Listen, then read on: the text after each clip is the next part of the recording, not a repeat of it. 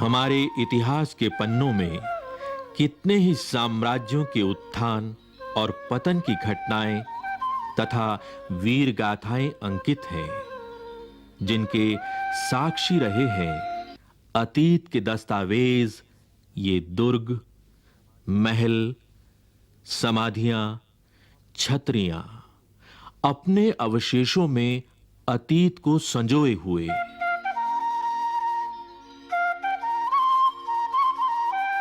कौन थे वे लोग?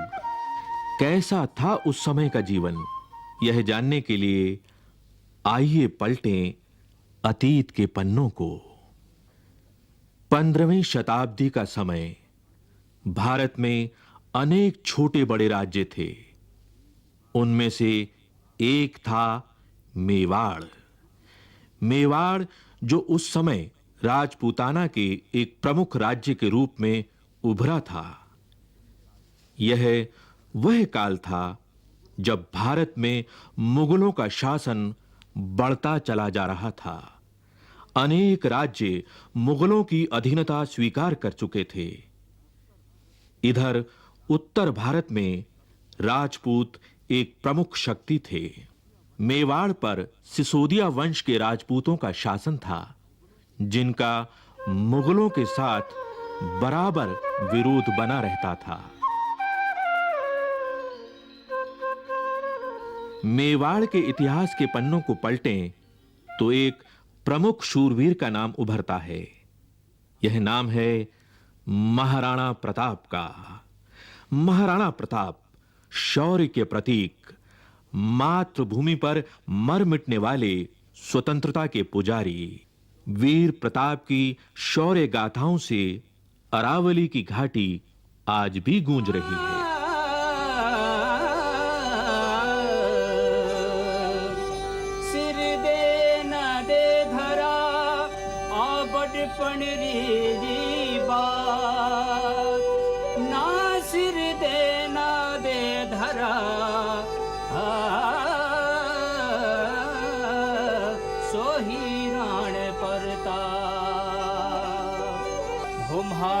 मेवाड़ी सिरदार नीला घोड़ारा अश्वार राणा सुने तो जय जय रे मारा। मेवाड़ी सिरदार नीला घोड़ारा अश्वार राणा सुने तो जय जय रे। सुने तो जय जय रे मेवाड़ी राणा सुने तो जय।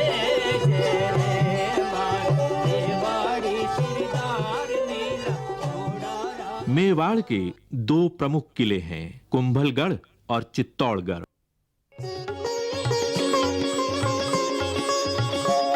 15वीं और 16वीं शताब्दी में मेवाड़ के राणा कुंभा और राणा सांगा ने मेवाड़ की कीर्ति को शिखर तक पहुंचाया। उन्हीं के वंशज महाराणा प्रताप का जन्म 9 मई 1540 को कुंभलगढ़ के किले में हुआ। यहीं इसी स्थान पर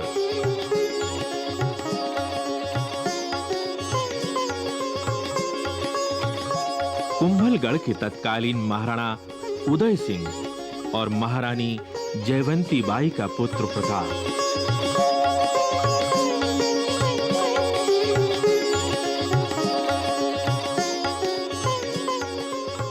मेवाड़ का उत्तराधिकारी, प्रजा का दुलारा, भीलों की देखरेख में पला बड़ा, जिसे प्यार से वे कूका कहते थे। मेवाड़ का भावी महाराणा वनवासियों के साथ बेहद प्रसन्न रहता। देश प्रेम की ज्वाला उसके हृदय में सदा प्रज्वलित रहती, जो उसे अपने पूर्वजों से विरासत में मिली थी। मेवाड़ सदा से ही मुगलों की आंख की किरकिरी रहा और युद्ध होते रहे।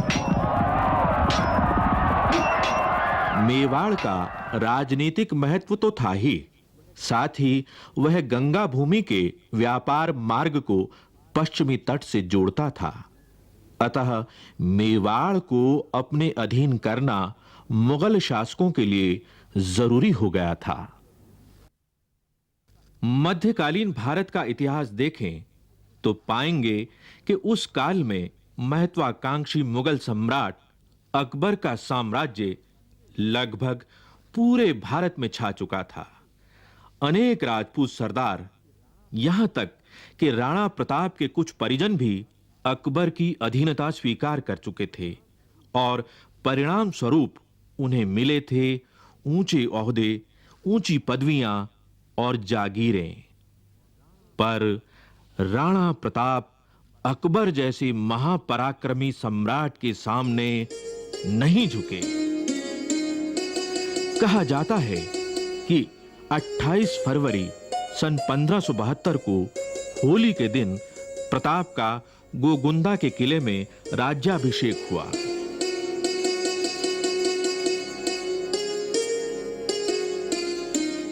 जब प्रताप का राज्याभिषेक हुआ तब उन्हें न कोई राजधानी मिली, न साधनों का जरिया। वे बहुत कम साधनों से ही मुगल सम्राट से जूझते रहे। प्रताप ने हर संकट को चुनौती समझा और इससे उनके संकल्प और अधिक मजबूत होते गए। अकबर ने राणा प्रताप को यह समझाने के लिए कि वह उनकी अधीनता स्वीकार कर लें, अनेक दूत भेजे, पर राणा स्वाभिमानी थे, देशभक्त थे, वे नहीं माने। उनका राजसी वैभव छूट गया, किंतु कठिन से कठिन परिस्थितियों में भी राणा प्रताप ने अकबर की अधीनता को स्वीकार नहीं किया। चमकी मेवाड़ी तलवार बैजा कोनारा पर नाल राणा। जैसी उनकी पैनी तलवार थी, वैसा ही चौकन्ना था राणा प्रताप का प्रिय घोड़ा चेतक। राणा सुनता जा जो जेमा, मेवाड़ी सिरदार नीला घोड़ा रा असवार राणा सुनता जा जो जे। यदि मेवाड़ की भौगोलिक स्थिति को देखें तो पाएंगे कि इसका अधिकांश भाग पथरीला और पहाड़ी है। आसपास जंगल हैं और जनजातियों की बस्तियां हैं।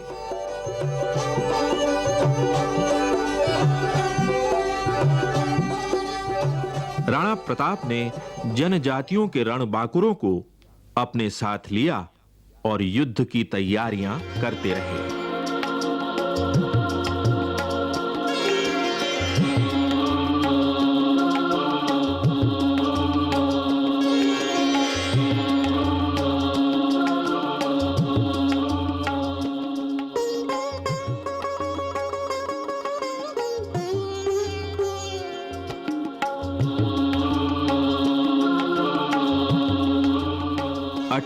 जून सन 1576 ईस्वी को अकबर की सेना और महाराणा प्रताप के बीच इतिहास प्रसिद्ध हल्दी घाटी का युद्ध हुआ।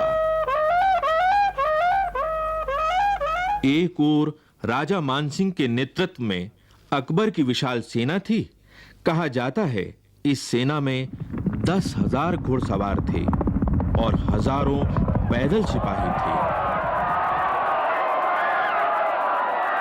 दूसरी ओर राणा प्रताप की सेना में केवल 3,000 घुड़सवार और मुट्ठी भर सैनिक थे, मगर ये सैनिक मातृभूमि पर मर मिटने वाले रणबांकुरे थे।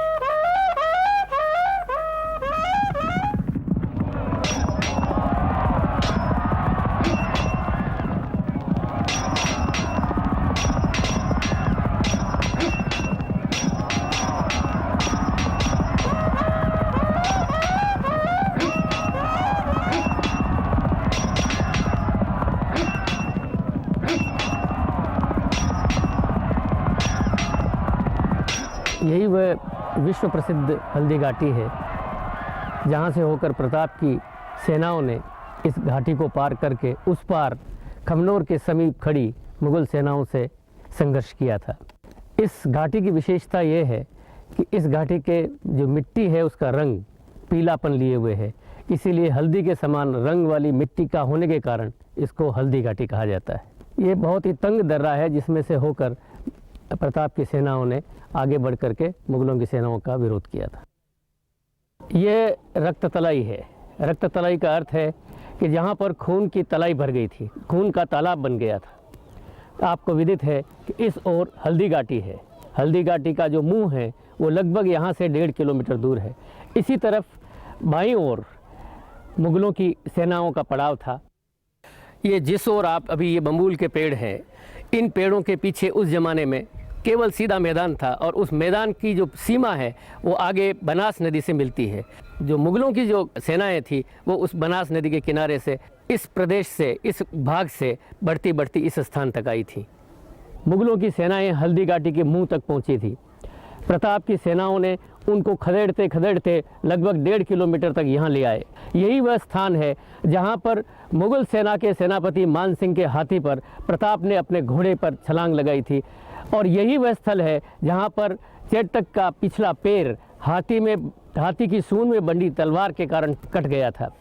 यही वह स्थल है जहाँ पर हकीम खां सूर ने प्रताप को सलाह दी थी कि वो पीछे लौट जाए क्योंकि उसके प्राण संकट में थे। यही वह स्थान है जहाँ पर इसके साथ चलने वाले वीरों ने अपना बलिदान दिया था। झालामान ने अपने सर पर छत्र रख करके ये कहना प्रारंभ किया कि महाराणा प्रताप मैं हूँ, और इस प्रकार भयंकर अंतिम युद्ध की जो परिणति है वो यहाँ पर खून की सरिता के रूप में हुई थी। यहाँ पर एक वीर विशेष का भी मैं नाम लेना चाहूँगा, वीरवर पूंजा, जिसके कि साथी लोग इन पहाड़ियों के अंदर, पीछे की ओर की पहाड़ियों के अंदर थे। उन्होंने पीछे से पत्थर बरसाने प्रारंभ किए थे, और यहाँ पर एक वीर जो कि इस ओर इस छतरी की तरफ मैं इशारा कर रहा हूँ, ये राम सिंह तंवर की है, जो ग्वालियर का महाराजा था और वो भी इस लड़ाई में अपने पुत्रों के साथ मौजूद था और यहाँ पर अब लड़ता हुआ मारा गया। और ये वह मध्य स्थल था जहाँ पर भयंकर युद्ध हुआ। यहाँ पर लाशें पट गई और चारों ओर से घमासान होने लगा। हल्दी घाटी का युद्ध एक दिन में ही समाप्त हो गया। राणा प्रताप के हाथ से गोगुंदा का किला और कुंभलगढ़ निकल गया, लेकिन प्रताप का मस्तक नहीं झुका। हल्दी घाटी युद्ध समाप्त हो जाने पर भी महाराणा प्रताप का संघर्ष जीवन भर चलता रहा। पराजित हो जाने पर भी अरावली की घाटी गूंज उठी प्रताप की कीर्ति और पराक्रम की गाथा से। प्रताप की यशोगाथा मेवाड़ तक ही सीमित नहीं रही, बल्कि समूचे देश में फैल गई।